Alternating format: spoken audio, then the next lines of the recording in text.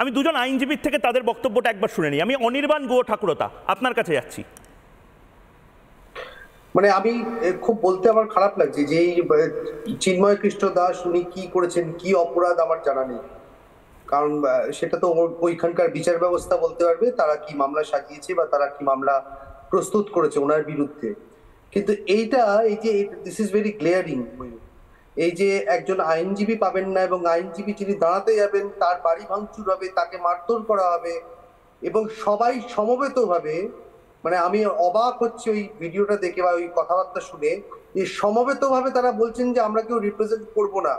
এনারা কি আদৌ পেশাদার? আমি তো ভাবতেই পারছি না যে ভারতবর্ষে এরকম ঘটনা ঘটছে। এইমাত্র আজমল কাসাব, মাসুদ আজহার এদের নিয়ে কথা হচ্ছিল। এরা কিন্তু ভারতবর্ষের সব থেকে বড় থ্রেট একটা সময় ছিল। 26/11 ঘটনা, যেখানে এই ছেলের বাচ্চা ছেলেটি যে পাকিস্তান থেকে এসেছিল বলে দাবি করা হয়েছিল, আজমল কাসাব, তাকে আমরা নিজেরা ভিডিও ফুটেজ দেখেছি, আমরা টিভিতে দেখেছি, মিডিয়াতে দেখেছি যে সে গুলি চালাচ্ছে নির্মম ভাবে।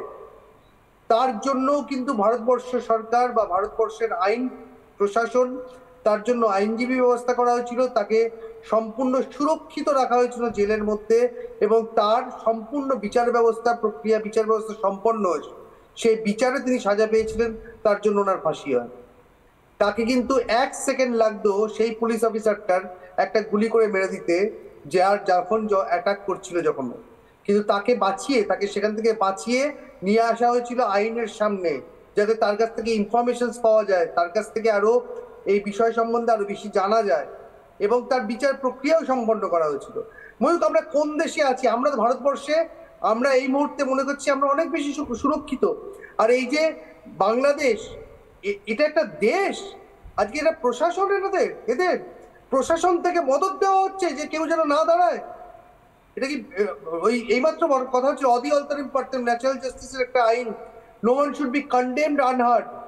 আমরা কিন্তু বাংলাদেশ, ভারতবর্ষ, পাকিস্তান, এই প্রত্যেকটা আইনই কিন্তু ব্রিটিশ শাসন থেকে পাওয়া। হয়তো আজকে আমাদের নিজস্ব আইন হয়েছে, কিন্তু একটা আলটিমেটলি তো ব্রিটিশ সরকার থেকে এই আইনগুলো তৈরি হয়েছে, ব্রিটিশ আইন থেকে। সেখানে পরিষ্কার আছে natural justice is one of the most vital thing. একটা আসামির কনস্টিটিউশনাল ফান্ডামেন্টাল রাইট, সে তাকে ডিফেন্ড করতে পারবে। সেগুলো কোথায় যাচ্ছে এই প্রশাসন? আমি দেখে হতবাক হচ্ছি। এবং ওই যে যারা আইনজীবী, যারা এই দাবি করছেন যে কেউ দাঁড়ালে তাকে এই করা হবে ওই করা হবে, একজন আইনজীবীকে মেরে আইসিইউতে ভর্তি করে দেওয়া হয়েছে, যা দেখলাম তোমাদের মাধ্যমে। এ কি মানে প্রশাসন চলছে? এটা কি দেশ চলছে? এ তো জঙ্গল রাজ্য চলছে। একদম একদম আমি একদম নির্দিষ্টভাবে যে আইনজীবী শুধুমাত্র মাথা ফাটিয়েছেন শুধু না, আইসিইউতে ভর্তি হয়েছেন শুধু নয়, আইনজীবীদেরকে ভয় পাওয়ানো হচ্ছে এবং নির্দিষ্টভাবে বলা হচ্ছে গণপিটুনি দেওয়া হবে। নানা ধরনের কন্টেন্ট দেখার জন্য লাইক করুন, শেয়ার করুন আমাদের ফেসবুক পেজ, সাবস্ক্রাইব করুন আমাদের ইউটিউব চ্যানেল। পাশাপাশি অন্যান্য ব্রেকিং নিউজের জন্য অবশ্যই চোখ রাখুন রিপাবলিক বাংলায়।